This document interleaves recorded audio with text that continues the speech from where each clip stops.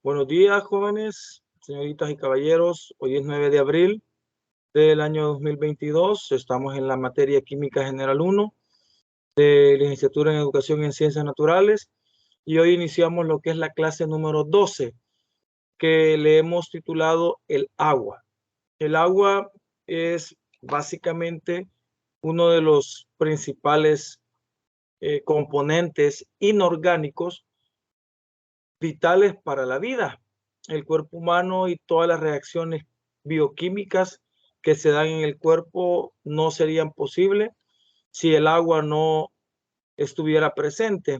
Y en ese sentido, pues se puede hablar bastante de las cualidades, propiedades y características que el agua tiene.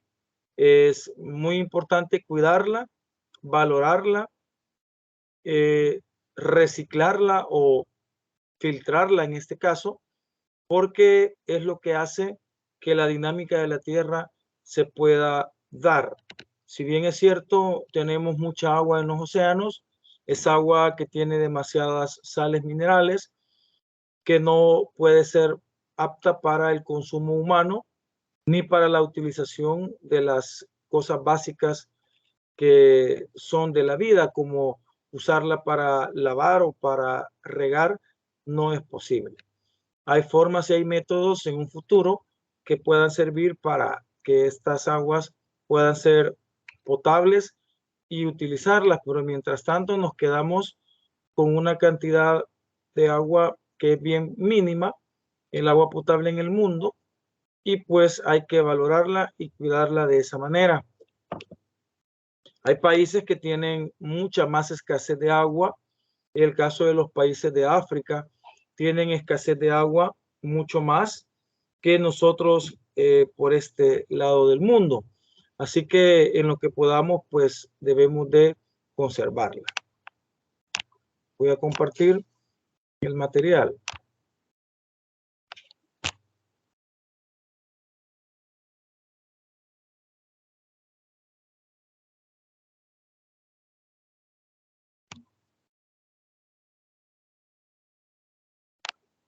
Me, me dice si se ve o no. Todavía no. No, eso pensé. Permítanme.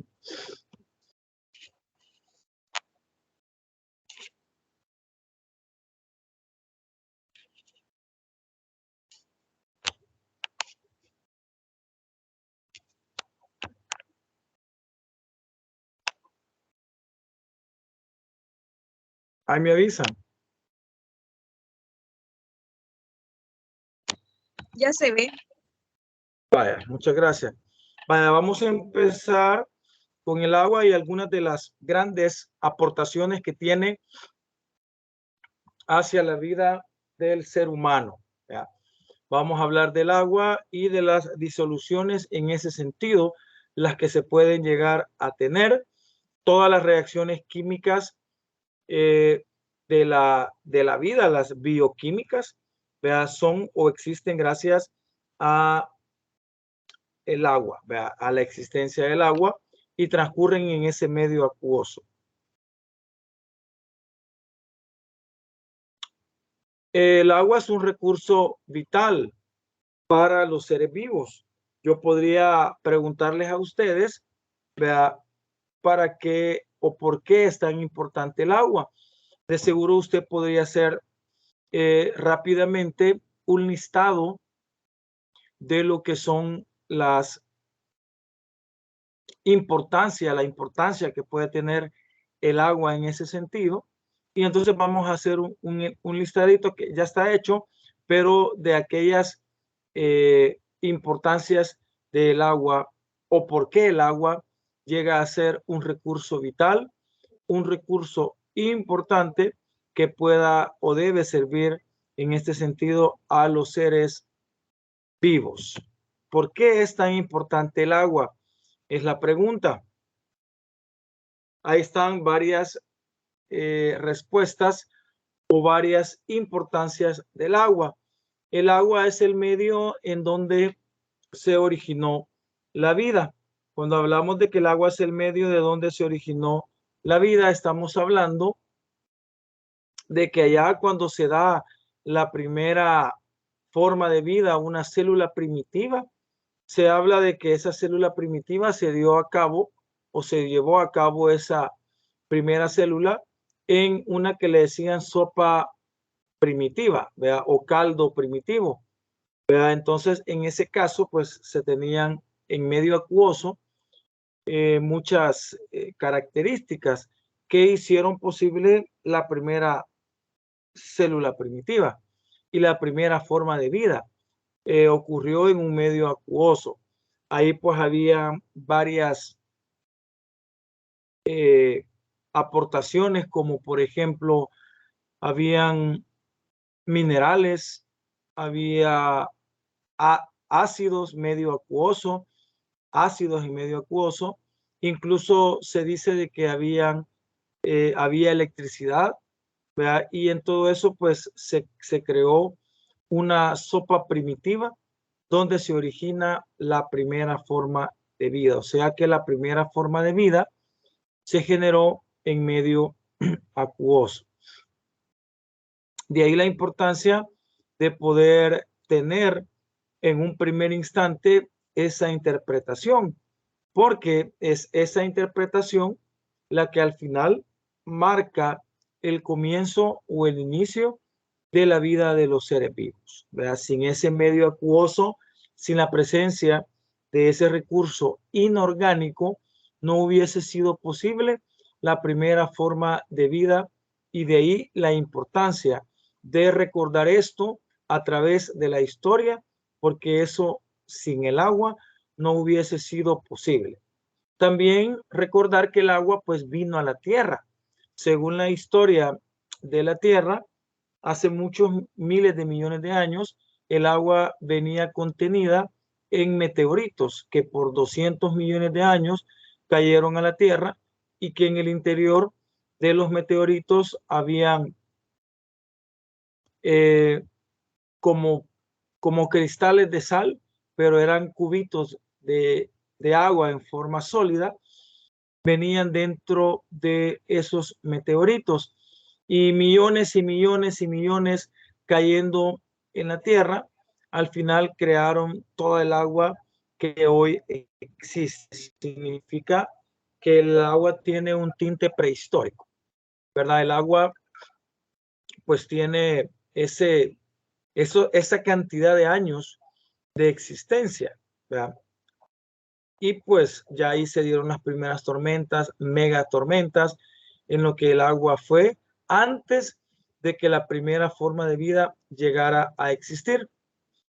Dice el segundo, es un componente esencial de todos los seres vivos.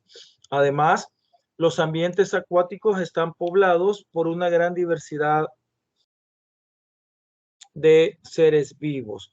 Cuando decimos que es un componente esencial de todos los seres vivos, usted sabe de que todos los seres vivos, animales y vegetales, nosotros incluidos en el animal, pues es un componente muy grande.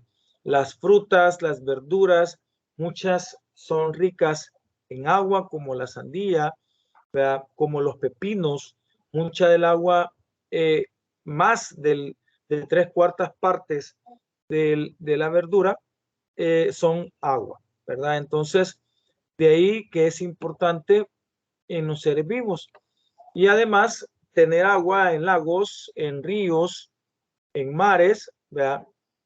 Nos genera una gran diversidad de seres vivos, una gran cantidad de formas de vida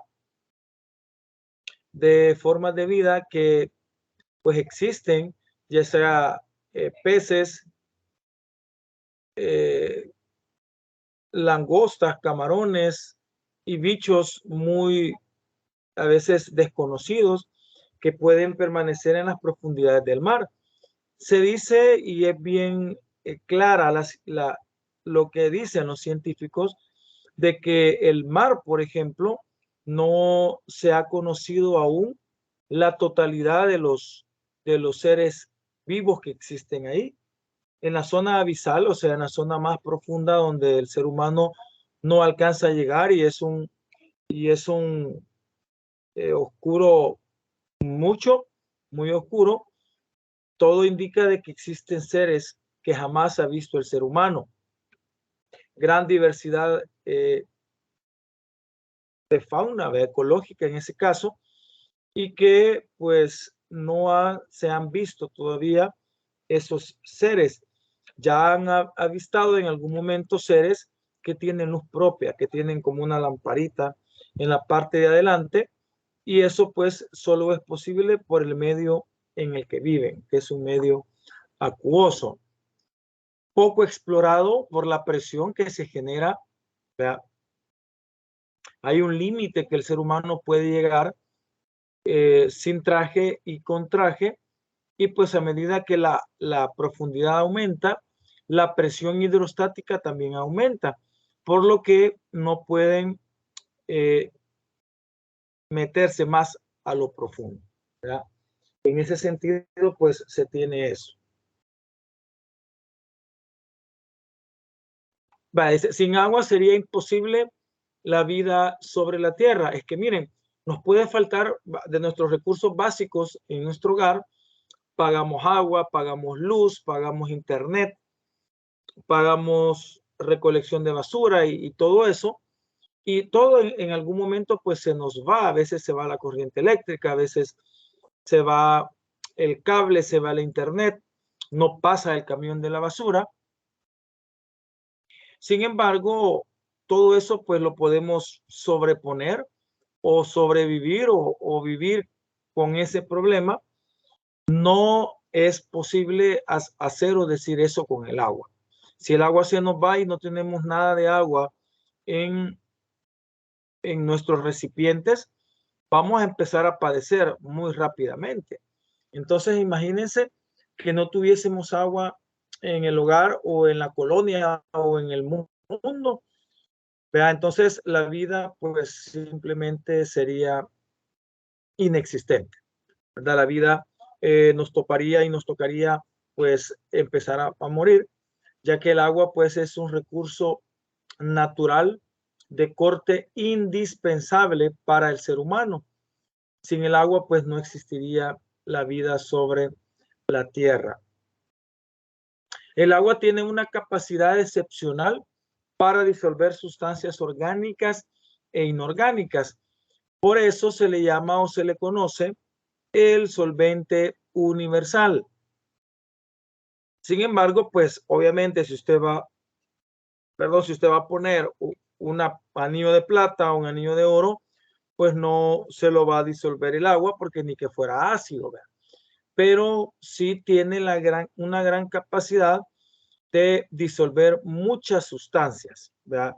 Sobre todo sales, puede disolver muchas, y algunos compuestos orgánicos también, como como por ejemplo los alcoholes, ciertas azúcares como la glucosa, el azúcar eh, de mesa, ciertas acetonas que pueden ser disueltas por el agua.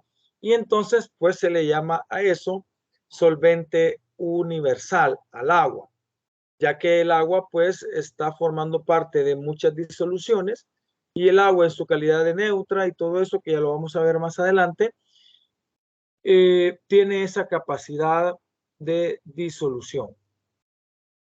Es la sustancia más abundante en los sistemas vivientes, constituye el 70% o más del peso corporal.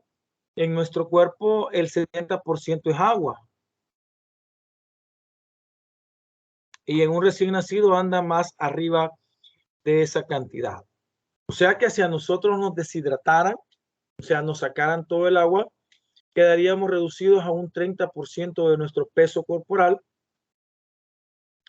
y quedaríamos como una pasa, ¿verdad? Digamos, si pesáramos 100 libras, más o menos 70 libras son de agua, y el 30 libras pues serían de los huesos y de la piel o de la carne, digamos, que sería el sistema muscular, los músculos y el tejido adiposo, que es la grasa, y todo lo demás que forma parte de los seres vivos, los órganos y todo eso. Todo está formado por células. Las células tienen agua en su interior, por eso es que viven, porque están hidratadas. Pero si nos sacaran el agua, quedaríamos reducidos a una pasa, vea, con un 70% de peso corporal menos en ese sentido. Ahí puede notar usted qué importante es en realidad tener en cuenta la importancia que el agua tiene.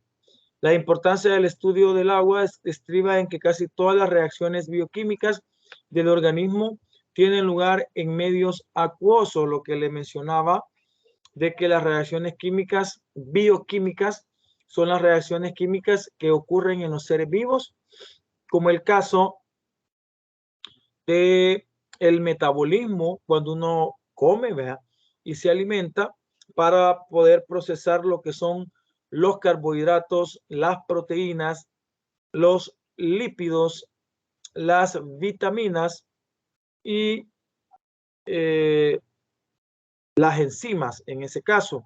Todo eso pues se procesa en una reacción química que se llama metabolismo, ¿vea? Y en ese sentido, con el metabolismo se tiene pues la reacción química de los seres vivos, donde usted pues en una alimentación no tenía energía y ya pues después de comerse un plato de macarrones, después de comerse un plato de arroz, más un refresco, ya vuelve a tener el vigor y la energía para las actividades, digamos, de la tarde. Antes de comer, usted se siente cabizbajo, se siente ya con hambre, se siente sin energía y es entonces cuando se le puede lo que es agregar alimento al cuerpo y generar ya la energía en forma de carbohidratos y en forma de grasas, tomando en cuenta que las grasas son pues energía de reserva del cuerpo humano. Esto pues lo van a ver más adelante ustedes en una materia que se llama bioquímica. Vean, cabal, hay una materia que tiene ese conocimiento. Así que, como les digo, vean que 2, 4, 6 importancias y creo que resumen mucho, creo que vienen otras, no recuerdo, resumen mucho de lo que el agua como tal puede llegar a ser de importante. Vamos a hablar de la forma del agua. El agua tiene forma de Mickey Mouse, dicen muchos, porque es una pelotita, si la representación gráfica y didáctica es una pelotita que es el oxígeno a la cual pues se le pegan los dos hidrógenos como y quedan formado como unas orejitas. Pero eso pues los jóvenes de tercer ciclo, cuando primeramente por primera vez ven la molécula de agua y uno se la representa de forma didáctica, gráfica, pues ellos dicen, ah, Mickey, vean, entonces no, tiene una razón de ser, tiene una razón de ser porque el agua tiene esa forma, vean.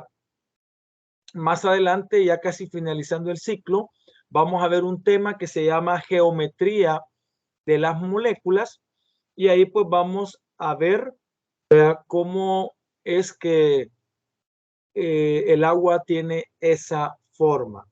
Lo único que les puedo decir ahorita es que el agua tiene pares enlazantes y pares no enlazantes o pares no compartidos en ese caso. Y entonces esos pares no compartidos son los que generan una repulsión electrostática con las cargas, con los dos hidrógenos, haciéndolo o mandándolo siempre a lugares más extremos, ¿verdad? En ese caso. Y entonces, pues es por eso que tiene esa forma el agua. Ya cuando veamos la geometría molecular más adelante, pues vamos a poder darnos cuenta por qué muchas moléculas tienen formas diversas y por qué el agua es una pelotita y tiene los dos hidrógenos como formando cabal dos orejitas? ¿Por qué no están, digamos, como lineales? ¿O por qué no está uno arriba y el otro abajo? Eso es gracias a los pares no enlazantes o los pares no compartidos que aquí les estoy señalando con el cursor. Ellos empujan literalmente el hidrógeno a el otro extremo y entonces queda en forma de V. La forma del agua es en forma de V, donde en el vértice de la V está lo que es el oxígeno y en las puntas de la V está lo que es los dos hidrógenos que forman parte. La estructura de la molécula del agua tiene carácter tetraédrico con una hibridación sp3 del átomo de oxígeno situado en el centro y dos átomos de hidrógeno dispuestos en dos de los vértices de dicho tetraedro. La forma geométrica del agua es un tetraedro regular, donde pues uno de las tres patitas, digámoslo así, es un hidrógeno y las otras dos patitas son los dos pares no enlazantes, ¿verdad? Y el otro hidrógeno queda como en la punta del tetraedro y entonces tiene esa forma, ¿verdad? El oxígeno pues está en el centro. Ya hemos hablado de que en ese caso el oxígeno tiene mayor electronegatividad y no siempre, pero por lo general el más electronegativo es el que se dispone en el centro de la molécula. En ese caso es el oxígeno. No siempre, pero bastante frecuente. Entonces, la hibridación sp3 nos indica de que él tiene una forma tetraedro con enlaces sencillos, ¿verdad? Eso se va a ver más adelante. Se ve en química orgánica las hibridaciones sp3, sp2 y sp, que son para las moléculas que tienen enlaces sencillos, enlaces dobles y enlaces triples. La hibridación es cuando los electrones saltan de un nivel de energía a otro nivel de energía para darle más espacio a la molécula de tener más enlaces químicos y esos enlaces químicos pues puedan generar mayor estabilidad en alguna molécula que se quiera hacer. En el caso del carbono el carbono con el hidrógeno tiene también hibridación de ese tipo. Podemos ver entonces más o menos la figura de lo que es el agua. Tiene carga parcial positiva el hidrógeno, también el otro hidrógeno tiene carga parcial positiva. Los pares no enlazantes, o sea, los dos electrones, los dos pares de electrones que no tienen enlace con otro elemento, que serían como pares no compartidos, son cargas parciales negativas, vea, en ese sentido, y pues eso hace que la dinámica de la molécula sea de esa manera. Dice, las dos restantes direcciones del enlace corresponden a los otros dos orbitales, ocupados cada uno de ellos por una pareja de electrones. En ese sentido, pues se está hablando de lo que es la hibridación sp3. El ángulo entre los dos átomos de hidrógeno es de 104.5 grados, o sea, la distancia entre un hidrógeno y el otro, vea, en la V es de 104.5 grados. Esa es la distancia que hay entre un hidrógeno y otro, el ángulo que hay de abertura, ¿verdad? Del hidrógeno es de 104.5 y la distancia entre el oxígeno y el hidrógeno es de 0.096 nanómetros. O sea, el cuellito azul que le podemos decir ahí, el tubito azul, que es el que está entre el oxígeno y el hidrógeno, ese cuellito azul que usted le ve ahí, tiene ese tamaño en largo, 0.096 nanómetros. El nano es 10 a la menos 9. Sí, entonces sería 0.096 por 10 a la menos 9 metros. 0.096 por 10 a la menos 9 metros. Sería el tamaño de separación entre el hidrógeno y el oxígeno.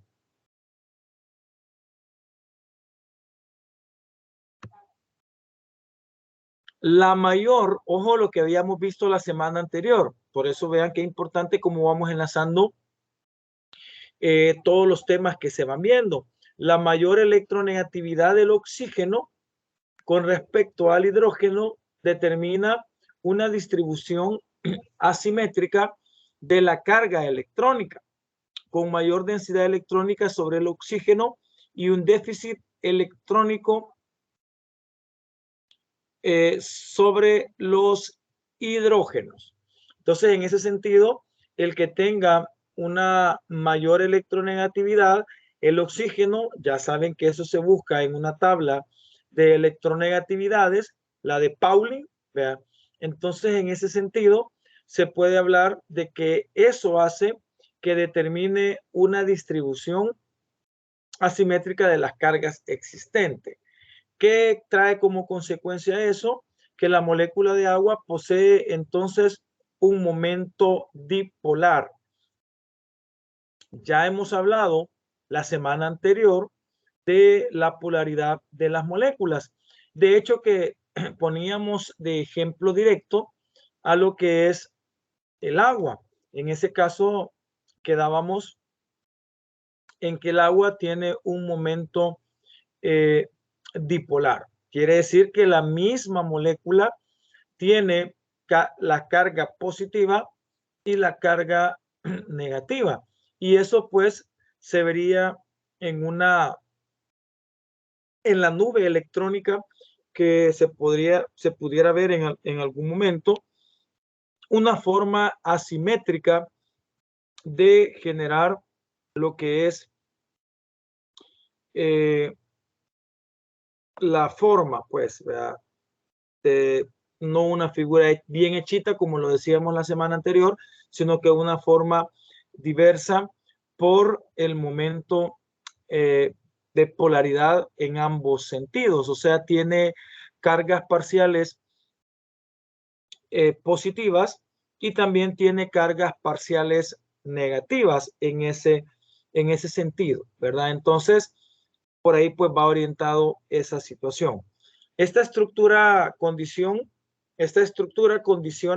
muchas de las propiedades físicas y químicas del agua, debido fundamentalmente a la posibilidad del establecimiento de puentes de hidrógeno entre moléculas de agua y con otras moléculas.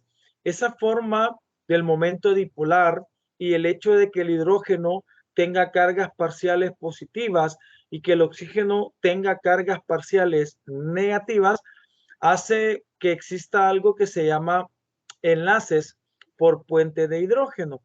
Y así pues cada uno de las moléculas de agua van a poder unirse una con la otra a través de puentes de hidrógeno que se generan entre las cargas parciales positivas del hidrógeno con las cargas parciales negativas del oxígeno.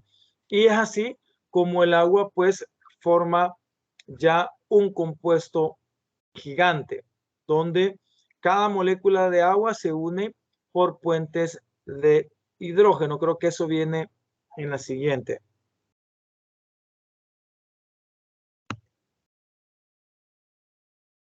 Ahí está, puentes de hidrógeno. Vean, un enlace por puente de hidrógeno se efectúa entre un átomo electronegativo y el átomo de hidrógeno. Ya dijimos que el oxígeno es muy electronegativo, bastante. Entonces dice, y el átomo de hidrógeno unido covalentemente a otro átomo electronegativo. ¿Qué quiere decir? Primeramente, mencionar que se va a formar un enlace covalente. Ya sabemos que el enlace, pues, covalente se da entre dos átomos de elementos no metálicos. En el caso hidrógeno-oxígeno, su enlace es covalente. Y ahí pues ya saben que lo que hay es compartición, o se comparten electrones, ¿verdad? Para poder estabilizarse y completar la ley del octeto. Entonces observen la figura. Dice, la segunda literal, este enlace es mucho más débil que los enlaces covalentes, formándose y rompiéndose con mayor rapidez que estos últimos. El enlace por puentes de hidrógeno es más débil que el enlace covalente propiamente. Cada molécula de agua puede interactuar por puentes de hidrógeno con otras 4 moléculas de agua.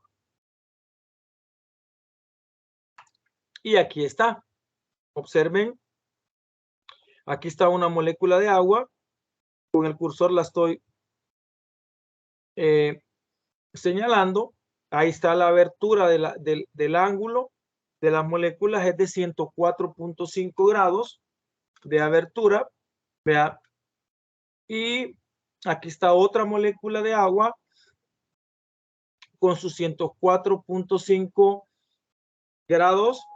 Y observen la molécula de abajo que tiene el hidrógeno que va hacia arriba directamente. Esa se une, observen, esta que estoy señalando con el cursor, se une directamente con el elemento oxígeno. Ahí.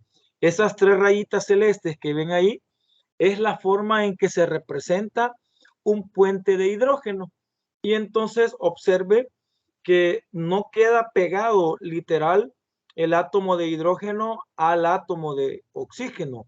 Para nada, no queda pegado, miren, no queda pegado, sino que queda a una distancia de 0.177 nanómetros, ¿verdad? Entre lo que es el átomo de hidrógeno y el átomo de oxígeno.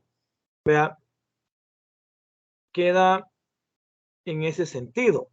¿Vea? Entonces, ahí pues podemos observar cómo se da la unión de las moléculas de agua a través de puentes de hidrógeno, pero debe de tener un par de características para que se pueda dar lo que es el enlace por puentes de hidrógeno. Primero, tiene que ser un elemento muy electronegativo al que se le va a pegar el hidrógeno. Y estamos entendidos que el oxígeno, sin miedo a equivocarme, es el segundo elemento más electronegativo, solo por debajo del flúor. Entonces, la primera característica ya la posee, ¿verdad? Que sería el hecho de que sea muy electronegativo. Y la segunda es que tanto el elemento muy electronegativo tenga una carga parcial negativa, y el hidrógeno que tiene carga parcial positiva, pues nos genera una, no, ya la llevé porque genera una atracción tipo electrostática. O sea que ahí se juntan bastantes cosas que puedan servirle para que se genere lo que es un enlace de puentes de hidrógeno. Ya vean la imagen de la derecha. No sé si alcanzan a ver lo amarillito. No, voy a ver si se puede ampliar. Miren, se alcanza a ver lo amarillito. Cada amarillito que usted observa ahí, confírmenme si se amplió la imagen. Sí, licenciado. Vale, gracias. Ahí, todo lo amarillo que ustedes miran ahí son puentes de hidrógeno. Miren qué bonito se siente cuando uno empieza a comprender. Apenas, imagínense la operación de una molécula. Solo estamos analizando el agua. Y vean qué bien se siente cuando usted empieza a aterrizar sobre cómo es que las moléculas se pueden llegar a unir, ¿vea? Para formar ya el agua que nosotros conocemos en un vaso, por ejemplo. Esos millones y millones y millones de moléculas unidas. Vean ahí que cada molécula de agua se puede unir a cuatro moléculas de agua más, y cada amarillito pues es un puente de hidrógeno que se da entre hidrógenos y oxígenos. En ese caso, vean, ahí se puede dar lo que es la forma en que el agua puede llegar a unirse. Pero como digo, repito, dos características: que el elemento al que el hidrógeno se le va a unir sea muy electronegativo, y el segundo, que existan cargas parciales contrarias.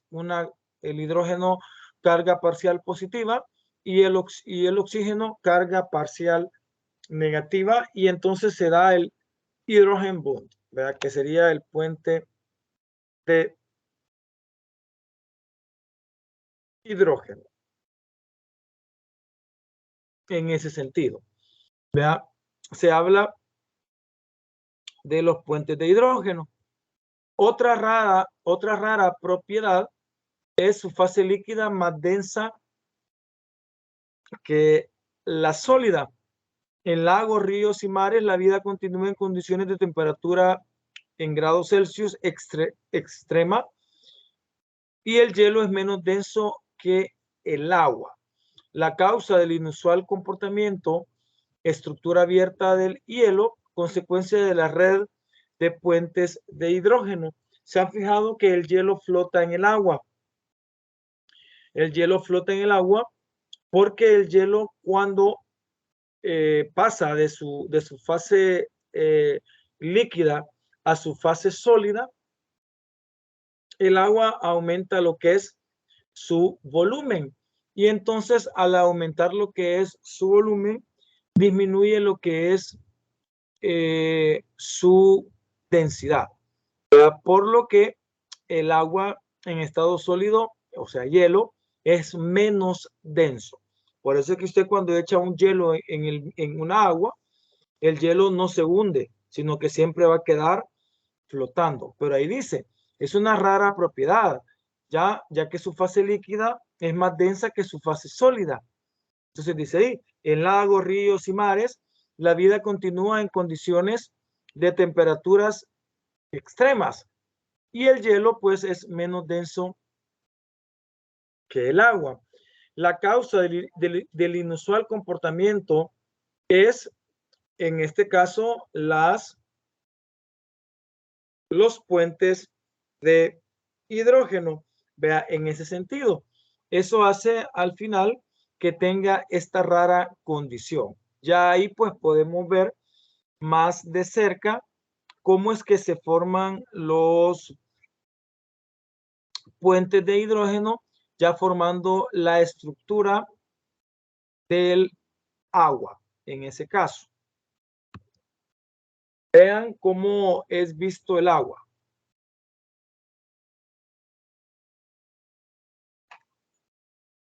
En la primera, una figura didáctica, y en la segunda, cómo se puede observar ya vista pues real, ¿verdad?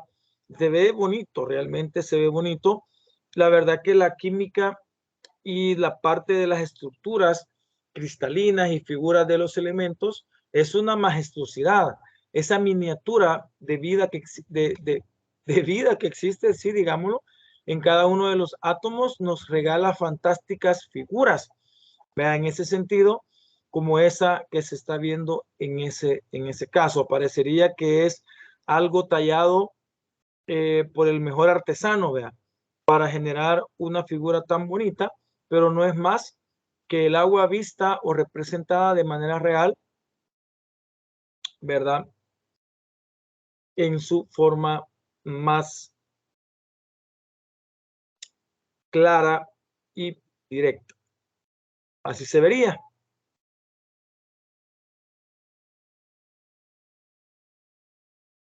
vaya, vamos a entrar a algunas propiedades físicas del agua. Una de las propiedades físicas es que tiene una elevada temperatura de ebullición. En comparación con otros hidruros, ya hemos hablado que los hidruros son compuestos químicos que tienen hidrógeno, pero la carga del hidrógeno es una carga negativa. Por eso es que al final aparece en un compuesto de último, ¿verdad? Como el hidruro de sodio, como el hidruro de potasio y otros por ahí. En comparación con otros hidruros, la temperatura de ebullición del agua es mucho más elevada, 100 grados Celsius a una atmósfera de presión, manteniéndola líquida en un amplio margen de temperatura. O sea que el agua entre 0 y 100 grados Celsius va a permanecer de una forma líquida, ¿verdad? Posibilitando la vida en diferentes climas, incluso a temperaturas extremas. Entonces, para que el agua pueda pasar de su estado líquido a su estado gaseoso,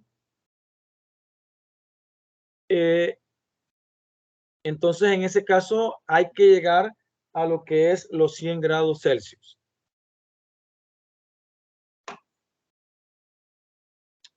Y ese rango bien largo o bien grande que puede tener el agua caliente o calentándose puede generar, caliente o calentándose puede generar mucha dinámica de seres vivos ahí, ¿verdad? Porque el agua, aunque se caliente algo, va a mantenerse siempre líquida, manteniendo mucha vida en ese lapso antes de alcanzar lo que es la ebullición.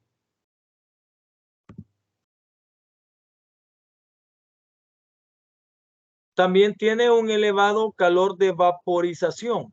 La vaporización continua de agua por la piel y los pulmones constituye otro mecanismo regulador de la temperatura. La evaporación del sudor contribuye a este mantenimiento y supone la eliminación total de unas 620 kilocalorías diarias. O sea que la regulación térmica que nuestro cuerpo debe tener, ¿verdad? Para mantenernos vivos, digámoslo así, es otra de las propiedades de nuestro cuerpo. Y el hecho de que tenga un elevado calor de vaporización, ¿verdad? Nos va a permitir regular siempre lo que es la temperatura.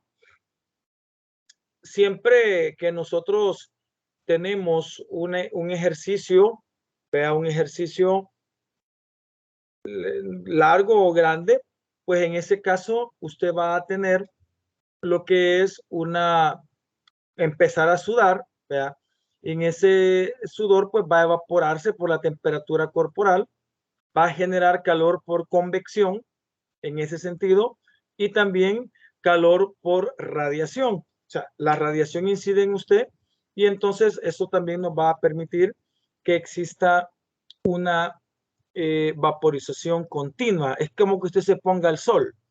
Entonces al final la radiación incidiendo en usted va a hacer que el cuerpo empiece a sudar y empiece a salir el calor interno.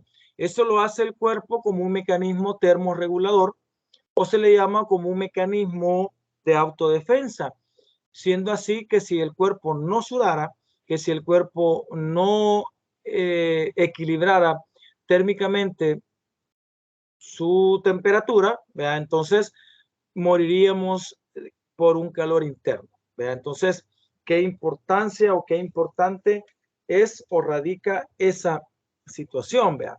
Y ese pues genera lo que es gasto de calorías en ese sentido de calorías diarias de nuestro cuerpo. Es importante que hagamos ejercicio, es importante que sudemos una vez al día, media hora, aunque sea haciendo ejercicio, para poder liberar en esa transferencia interna hacia el exterior de agua, de líquido, a liberar incluso toxinas y destapar poros del cuerpo para que podamos tener mayor tranquilidad y salud, ¿verdad? Entonces, eso es muy importante que se pueda mencionar.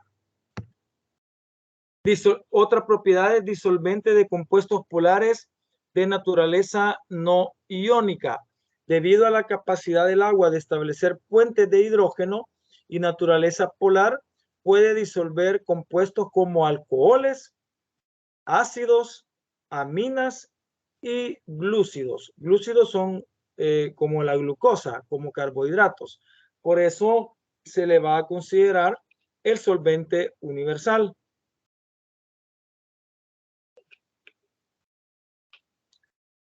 Hay ciertos compuestos orgánicos que el agua no puede disolver, como por ejemplo las grasas o aceites no pueden ser disueltas por el agua, ¿verdad? Sin embargo, es importante aclarar que hay muchos compuestos orgánicos que el agua puede disolver, como los alcoholes. Por ejemplo, un alcohol 90 o un alcohol 70, se le puede echar más agüita para arralarlo, digámoslo así, y poderlo usar como para desinfectarnos las manos sin que nos llegue a quemar. Bastante, lleva más agua y nos sirve. Los ácidos, como el jugo de limón, por ejemplo, que es un ácido, usted le echa más agua y hace una limonada. Y entonces el ácido pues se incorpora directamente al agua para formar algo más diluido, ¿verdad? Las aminas y los glúcidos son también compuestos orgánicos que pueden ser disueltos y estos no son iónicos, o sea, no son compuestos que poseen enlace iónico.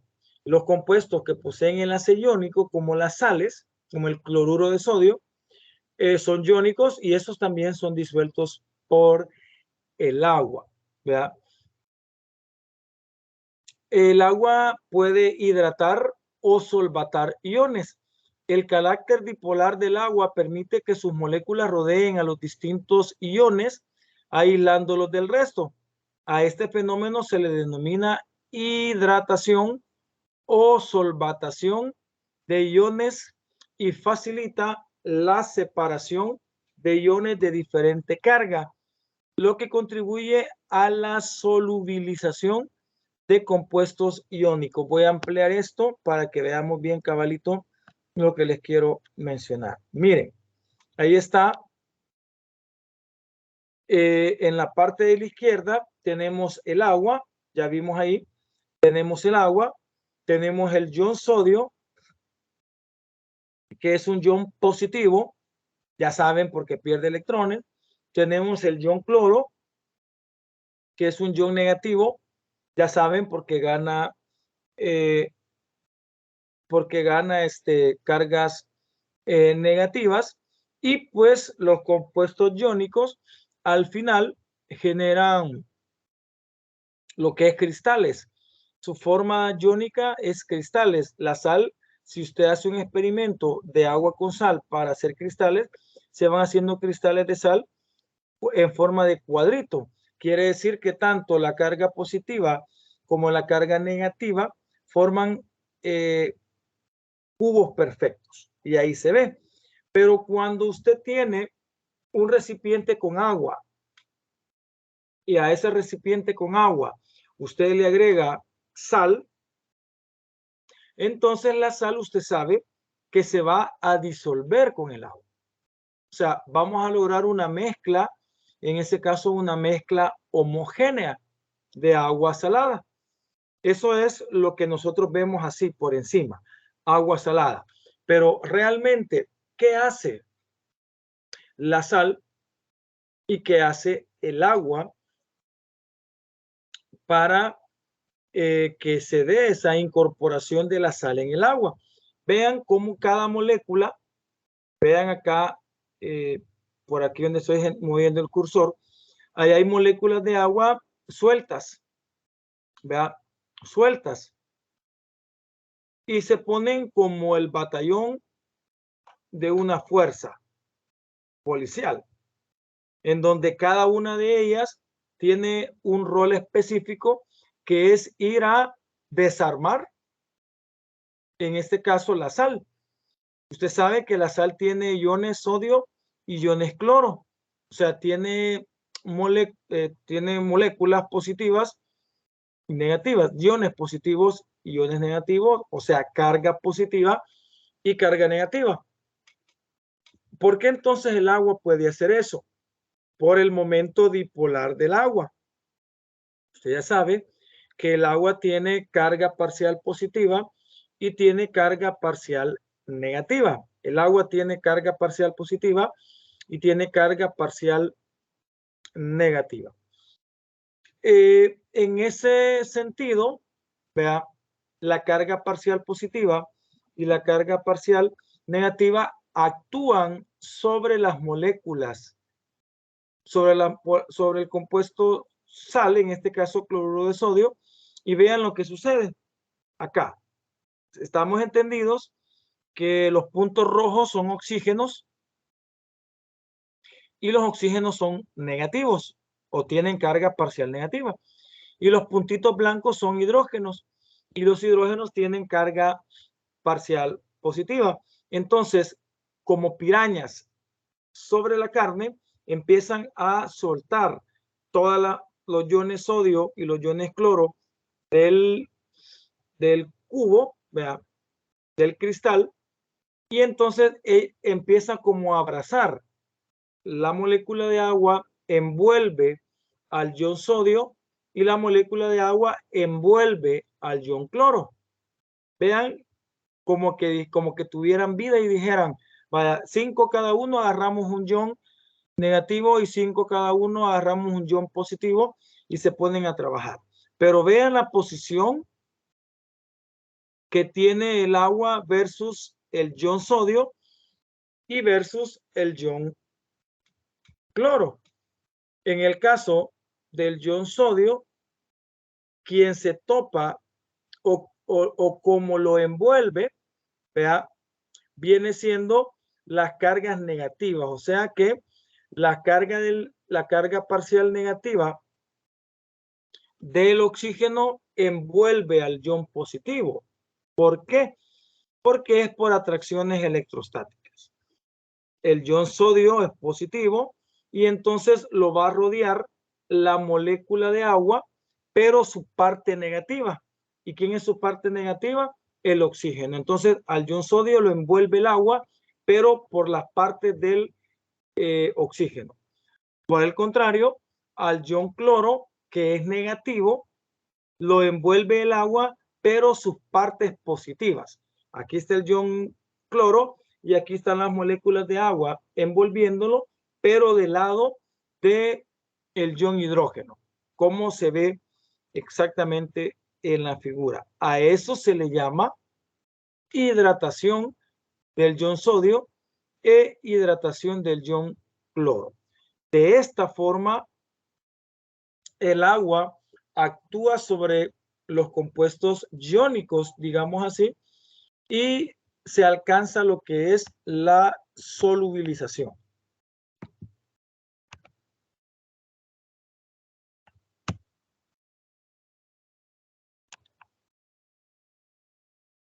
Vale, seguimos.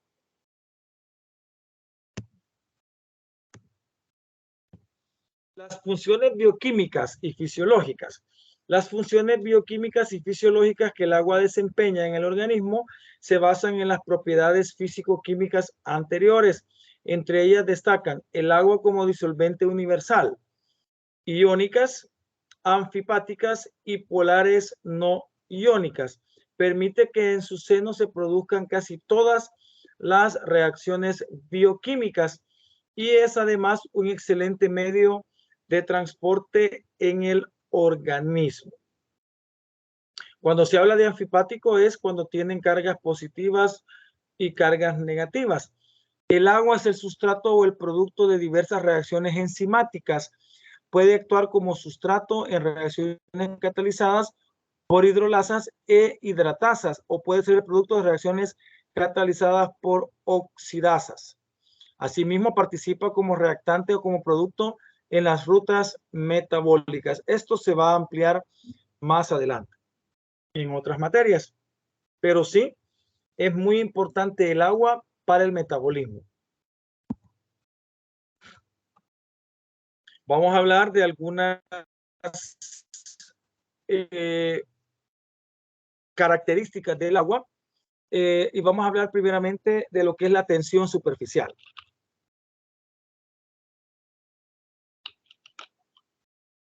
En física se denomina tensión superficial de un líquido a la cantidad de energía necesaria para aumentar su superficie por unidad de área. Esta definición implica que el líquido presenta una resistencia al aumentar su superficie, lo que en efecto permite a algunos insectos como el zapatero, Gerris lacustris, poder desplazarse por la superficie del agua sin hundirse. La tensión superficial, yo lo explico así, viene siendo como cuando usted pone leche, vea, y esa leche hace una natita por encima. ¿Verdad? Esa natita que cuando usted la toma al ratito, se la quita porque la ha creado esa nata. Es exactamente esa forma, ¿verdad? de la nata, es como la tensión superficial que existe por encima, solo que es del agua. Y entonces eso puede servir para varias condiciones en física y en química. La tensión superficial se debe a que las fuerzas que afectan a cada molécula son diferentes en el interior del líquido y en la superficie. Así, en el seno de un líquido, cada molécula está sometida a fuerzas de atracción que en promedio se anulan. Esto permite que la molécula tenga una energía bastante baja. Energéticamente, las moléculas situadas en la superficie tienen mayor energía promedio que las situadas en el interior.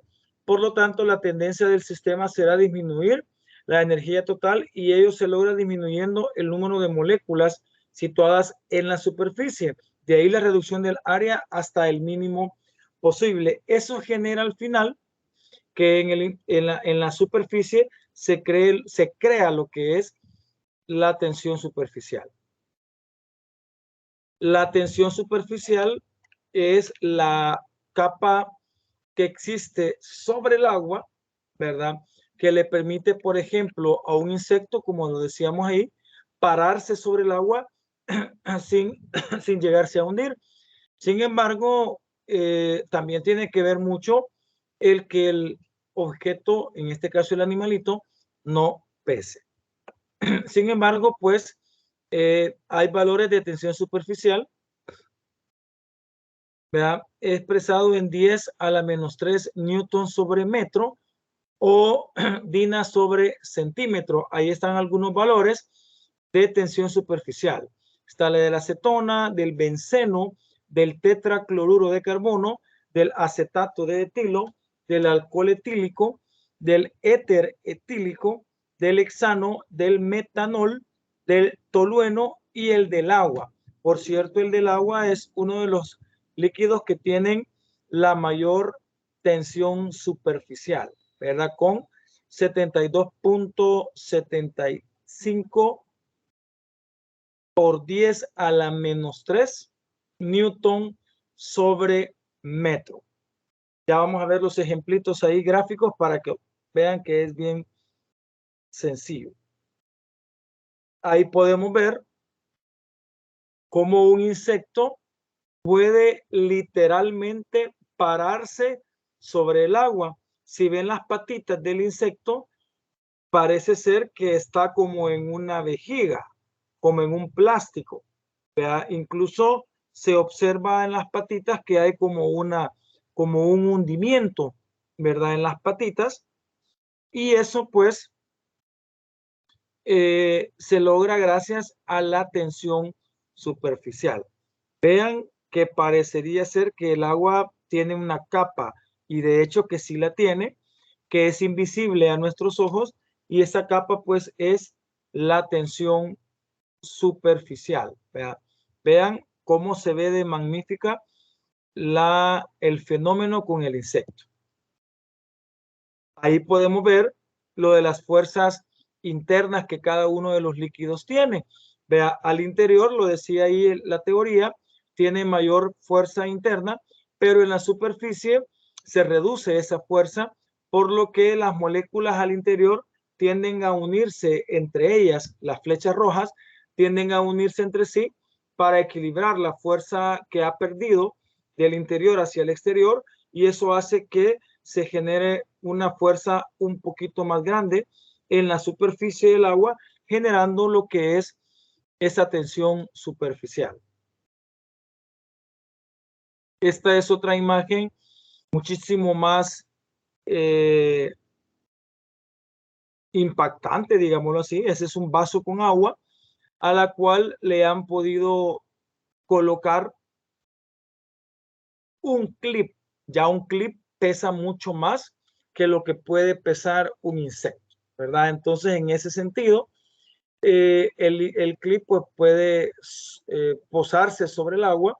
Incluso eso se hace ese experimento en las escuelas. Usted hace que los niños lleven un plato, le echan agua y que esté en reposo, y con un tenedorcito se pone el clip y se desliza suavemente. No les va a salir a la primera, pero después de tanto el clip puede literalmente flotar sobre el agua. Observen nuevamente cómo se observa, cómo se da, perdón, lo que es la tensión superficial. Parecería que está sobre un objeto plástico, como que estuviera sobre una vejiga o sobre un plástico, ¿verdad? Y eso va a generar al final que exista pues ese fenómeno de la tensión superficial, ¿verdad? Entonces, eso es un fenómeno que el agua genera. La densidad, hemos hablado en otra ocasión de la densidad del agua, pero lo vamos a recordar. Agua es una de las pocas sustancias en la Tierra que es menos densa, siendo sólida que líquida, como hielo. Las moléculas de agua forman 4 enlaces de hidrógeno que las fijan dentro de una estructura cristalina rígida. En este estado, las moléculas de agua están en realidad más separadas que cuando están en estado líquido. Esta es la razón por la cual el agua se expande a medida que se congela y es menos densa que el agua líquida circundante. Ya hemos hablado de eso.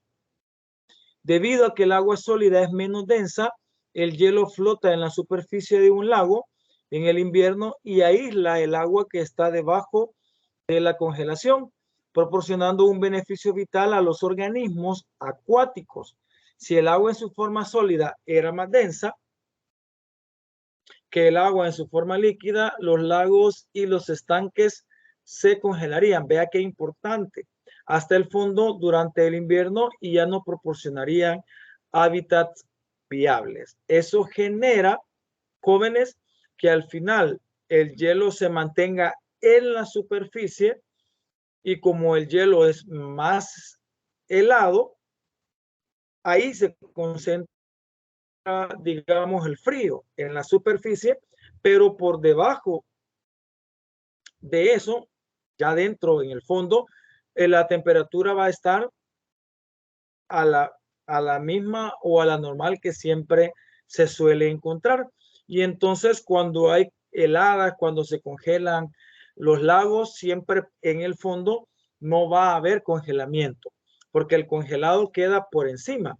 Y entonces al quedar por encima va a generar lo que es pues en la superficie por el hielo, y como es menos denso, va a flotar, no se va a ir al fondo, y entonces al no irse al fondo no va a helar el agua del fondo, por lo que los animalitos, los peces, van a poder vivir normalmente. Siendo así, los peces y otras especies en las regiones templadas y polares han evolucionado para vivir en lagos cuando las temperaturas al aire libre descienden por debajo del punto de congelación. Estos organismos acuáticos poseen una gama relativamente amplia de tolerancia para los cambios de temperatura durante todo el año. Y ahí está lo que les mencionaba. Vean la imagen de un lago. Dice, el hielo flota sobre el agua y actúa como aislante. El hielo al congelarse en la superficie, ahí dice ice, ahí está a 0 grados. El exterior está a menos 10 grados, imagínense, pero el hielo a 0 no permite que ese menos 10 penetre al lago, y entonces ya pueden haber peces que están en lo frío, sí, pero en un lugar donde puedan sobrevivir, por ejemplo, a 4 grados Celsius, y entonces pueden todavía sobrevivir, pues porque se han adaptado y han tolerado los cambios bruscos de temperatura, ¿verdad? Entonces, por ahí estaría esa el gran aporte, el hecho de que el hielo sea menos denso que el agua. Ahí podemos ver una imagen de los icebergs, ¿verdad? Que están literal flotando sobre el agua, ¿verdad? No hundiéndose. Muchas veces el efecto iceberg nos dice de que de la parte del iceberg se ve un 15%, un 20%, y sumergido está aproximadamente un 80-85%, ¿verdad? En ese sentido. Cambio de la densidad en función de la temperatura. A medida que la temperatura pueda variar, la densidad va cambiando. La densidad del agua es de 1000. La común es 1000 kilogramos sobre metro cúbico. La densidad, que eso está más o menos cuando tiene la temperatura a 5 grados. Vaya viendo cómo a 10, 999.7, a 20, 998.2, a 100, 958.4. O sea, a medida que va aumentando la temperatura, a medida que va aumentando la temperatura, la densidad va disminuyendo. Y también podemos tener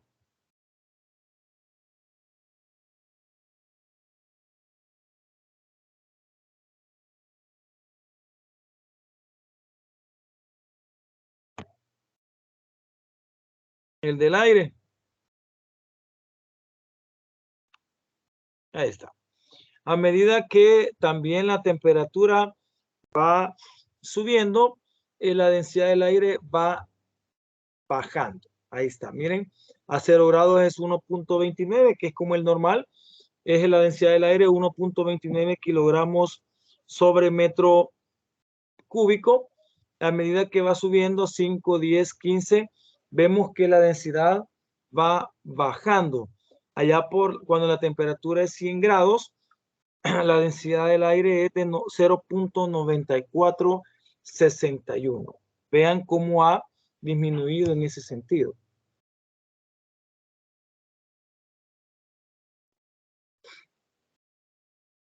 Podemos tener 3 tipos de agua: agua destilada, agua de grifo y agua de océano.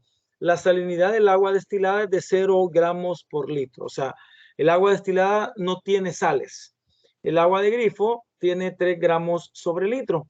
Y el agua del océano tiene de 33 a 37 gramos por litro. Anda ahí como por el 35% de salinidad. La densidad a una atmósfera, o sea, a 4 grados Celsius, en el agua destilada es de 1 kilogramo por litro. En el agua de grifo es 1002 gramos por centímetro cúbico. Y en el agua del mar está entre 1020 a 1029 kilogramos por litro. Y la densidad a una atmósfera pero a 20 grados Celsius, ya ha cambiado la temperatura, el agua destilada tiene un valor de 0.998 kilogramos sobre litro, el agua de grifo 0.9982 y el agua de océano entre 1020 y 1029. Otra propiedad del agua es la capacidad calorífica específica, que se le llama calor específico o capacidad térmica. Es una magnitud física que se define como la cantidad de calor que hay que suministrar a una unidad de masa de una sustancia o sistema termodinámico para elevar su temperatura en una unidad. Esta se mide en varias escalas. En general, el valor del calor específico depende del valor de la temperatura inicial. Y se representa con la letra C minúscula. De forma análoga, se define la capacidad calorífica como la cantidad de calor que se debe suministrar a toda la masa de una sustancia para elevar su temperatura en una unidad. O sea que el agua tiene una gran capacidad calorífica. Si usted agarra una olla y le echa agua, la llena y le pone en la cocina en una llama, va a costar que agarre el punto de ebullición, o sea que hierva. Pero cuando ha hervido, esa agua tiene almacenada mucha energía calorífica. Tanto es así que si usted la echa a un trozo de hielo, esa agua va a empezar a derretir el hielo porque tiene la capacidad de transferir ese calor que ha almacenado. A eso se le llama que tiene una gran capacidad calorífica.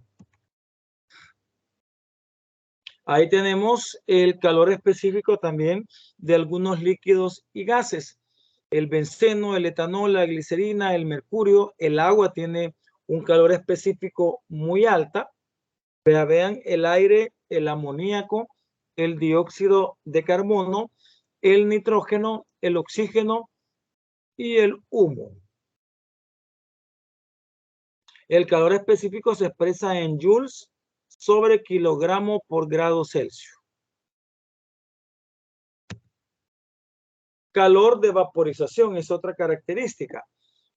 Así como se necesita mucho calor para elevar la temperatura del agua líquida, lo que les decía, o sea, en la anterior, se necesita mucho calor para elevar la temperatura del agua líquida, también se necesita una gran cantidad de calor para evaporar una cierta cantidad de agua, ya que los puentes de hidrógeno deben romperse para liberar las moléculas en forma de gas. Es decir, el agua tiene un alto calor de vaporización, que es la cantidad de energía necesaria para transformar un gramo de una sustancia líquida en gas. Entonces, el anterior era para hacerla hervir o para hacerla que alcance el punto de ebullición, y el calor de vaporización es para hacer que el líquido empiece a formarse en forma de gas, ¿verdad? Entonces, a eso se le va a llamar también calor de vaporización. El calor de vaporización del agua es alrededor de 540 calorías por gramo, esto a 100 grados Celsius. O sea, a la hora del punto de ebullición del agua. Tome en cuenta que algunas moléculas de agua, las que tengan una energía cinética alta, escaparán de la superficie del agua aún a temperaturas inferiores, y eso pues se sabe. A medida que se evaporan las moléculas de agua, la superficie de la que se evaporan se enfría. Por eso es que hablábamos del calor de vaporización cuando estaba el cuerpo humano. Cuando el cuerpo evapora, en este caso sudor, hace que el cuerpo interno tenga una temperatura más baja. Y a eso se le llama enfriamiento por evaporación. Esto se debe a que las moléculas con la energía cinética más alta se pierden por evaporación en seres humanos y otros organismos Ahí está lo que les decía, la evaporación del sudor, que es 99% agua, enfría el cuerpo para mantener una temperatura constante. Ahí está. De ahí la importancia de esto.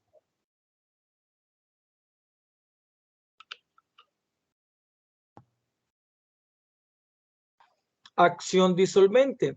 El agua es el líquido que más sustancias disuelve. Por eso se le llama disolvente universal. Ojo, no dice que disuelve todas las sustancias. Es el que más sustancias disuelve. Esta propiedad se debe a su capacidad para formar puentes de hidrógeno con otras sustancias, ya que éstas se disuelven cuando interaccionan con las moléculas polares del agua. La capacidad disolvente es la responsable de dos funciones importantes para los seres vivos. Es el medio en el que transcurren las mayorías de las reacciones del metabolismo, que es la reacción química del cuerpo humano, el aporte de nutrientes y la eliminación de desechos se realizan a través de sistemas de transporte acuoso. O sea que todo lo que sucede en el cuerpo humano ocurre en medios acuosos.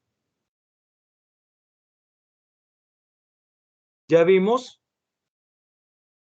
cómo la sal es hidratada por el agua.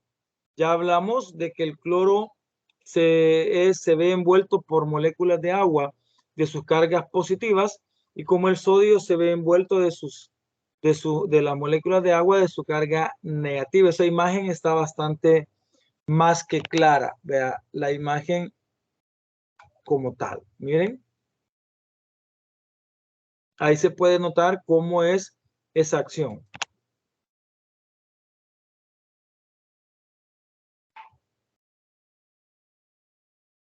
Ahí está nuevamente más o menos imágenes referidas a lo que les estaba mencionando de la hidratación del agua. Vean cómo se ve un recipiente con sal sin disolver. La sal está en el fondo y las moléculas de agua están ahí sin acción. Vean. La sal disuelta, miren, ya cuando hay agua salada, ya pueden observar los puntos celestes que son cloro, los puntos amarillos que son sodio y cómo las moléculas de agua están envolviéndolos. ¿Verdad?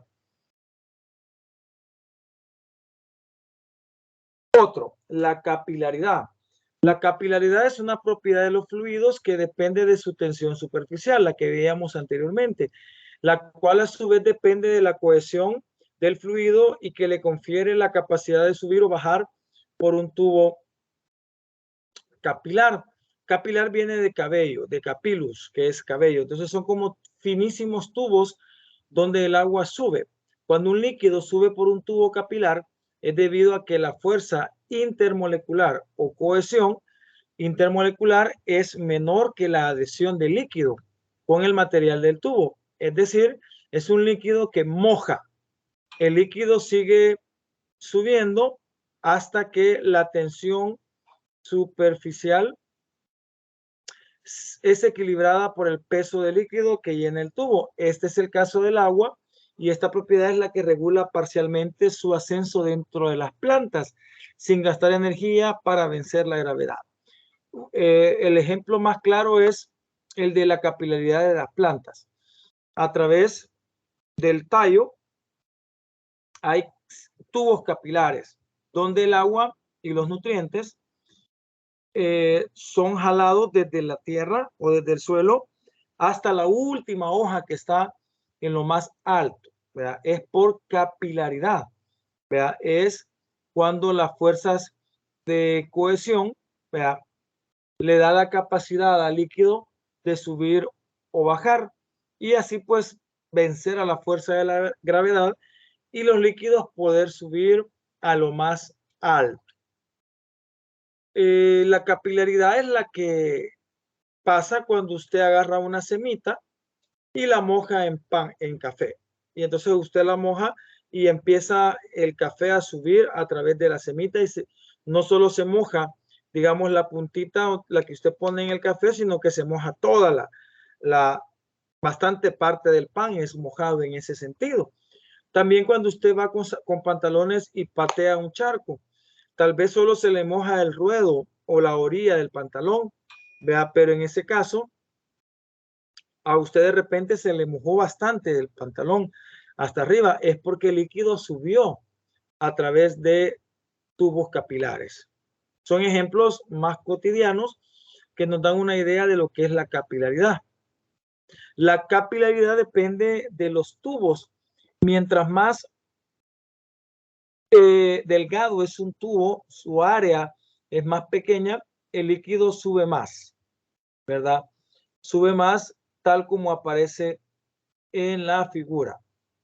La capilaridad es muy importante en las plantas, también en el ser humano, en las venas y arterias, porque sirven para el movimiento de líquidos a través de tubos. Y más así, el fenómeno sirve para entender algunas situaciones de la vida cotidiana, como cuando usted pone agua y pone una esponja y sin necesidad de sumergirla, la esponja absorbió todo el agua, ¿verdad? Por capilaridad. Gracias a la capilaridad, también usted se puede secar cuando se baña. Usted sale mojado y se pasa la toalla y entonces por capilaridad usted se seca, digamos así. Pero cuando usted pone la toalla, el líquido es absorbido por los capilares de la toalla y es absorbido sobre él y es cuando a usted se le seca la piel, ¿verdad? Es por este fenómeno de la capilaridad. Cuando un líquido es muy denso dentro de un tubo, va a generar que el líquido no tenga un huequito hacia abajo, como en el caso del agua, sino que un hueco hacia arriba. Es el famoso convexo. Y muchas veces los que tienen forma de convexo, vea como el mercurio puede topar en un trapo y no se llena o no se moja. Es cuando dice líquidos que no mojan. Usted agarra un poco de mercurio y lo tira en una mesa, digamos, y va a tener la chibolita líquida sin desparramarse y sin pegarse, digamos, a una manta, por decir algo. Pero si usted tira agua, sí se absorbe, ¿verdad? Por esa forma cóncava y convexa. Otro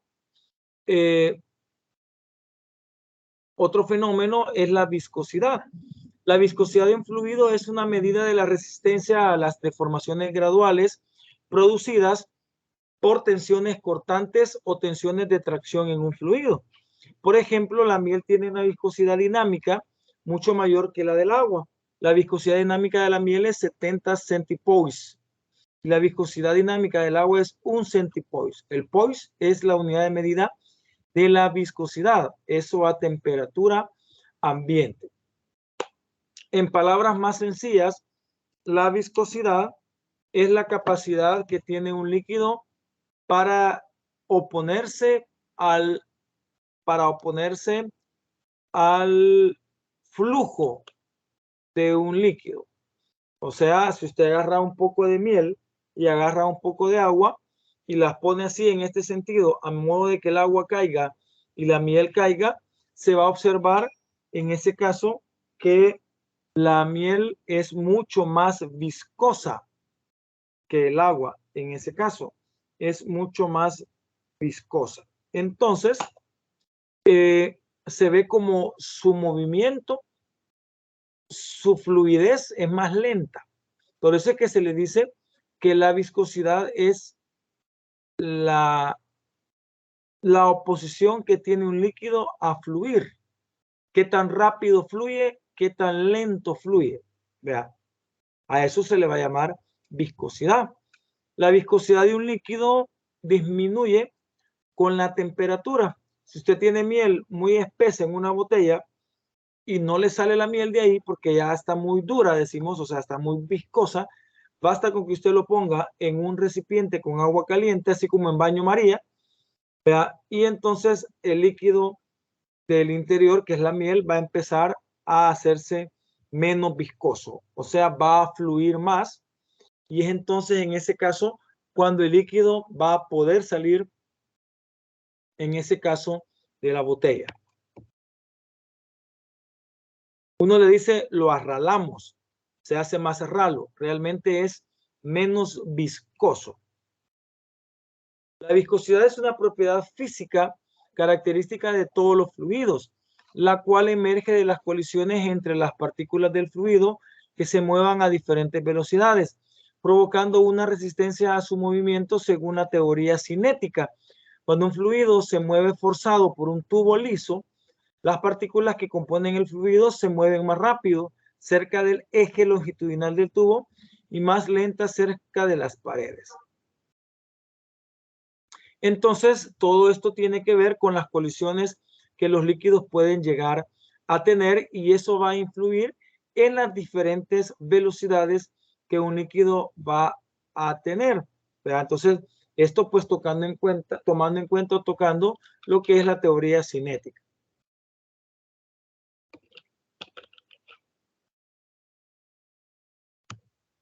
Observen, jóvenes, cómo se puede entender lo que es la viscosidad. La imagen es lo suficientemente diciente.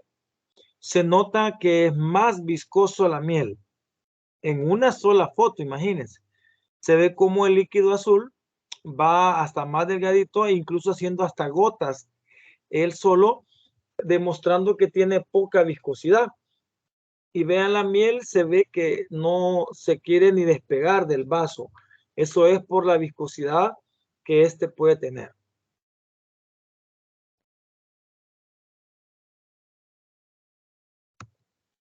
Vaya, hasta aquí llegamos, jóvenes. La tarea de la actividad de complemento es esta. Me van a hacer un reporte a mano sobre la solubilidad.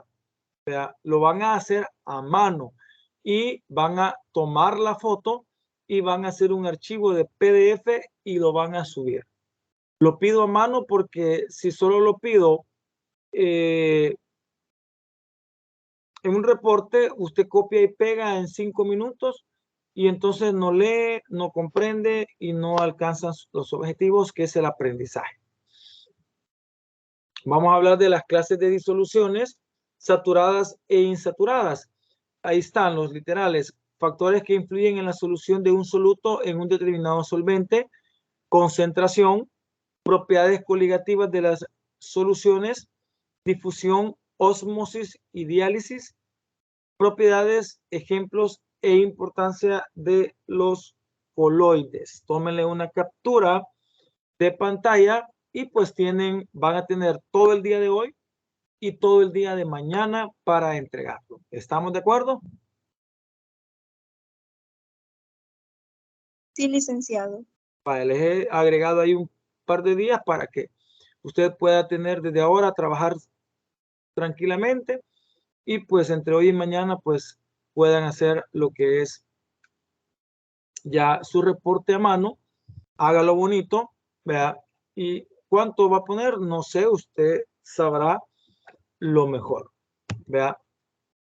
Tenemos nuestro planeta, que es una bola de agua, vea, gigante y impactante, ¿verdad? Con esto pues me despido. Preguntas, jóvenes de la clase, ¿qué les ha parecido hablar del agua un poquito?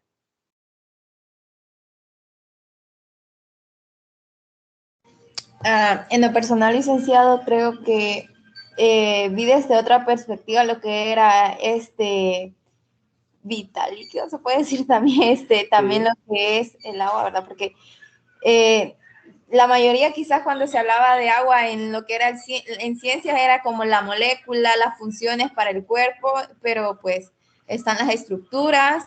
En otras materias o otras ramas de la ciencia se ve desde otra perspectiva y pues es interesante y la verdad que también hace que la cuidemos porque no cualquiera tiene la dicha de tomarse un vaso con agua a cada rato. Hay países, como usted lo explicaba, ¿verdad? Que es escasa lo que es este recurso. Y sin embargo, pues yo creo que así como mi compañero y mi persona, y yo sé que también usted, pues podemos tener la dicha de tomar lo que sea de agua, y eso nos trae bastante funciones importantes al cuerpo.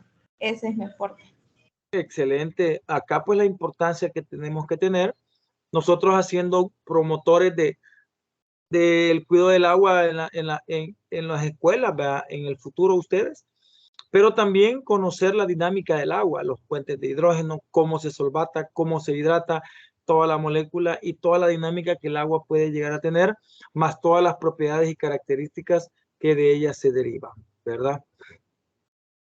Así que si no hay mayores comentarios con respecto a esto, pues dejo la grabación hasta este momento. Muchas gracias por habernos escuchado en esta mañana. Bendiciones.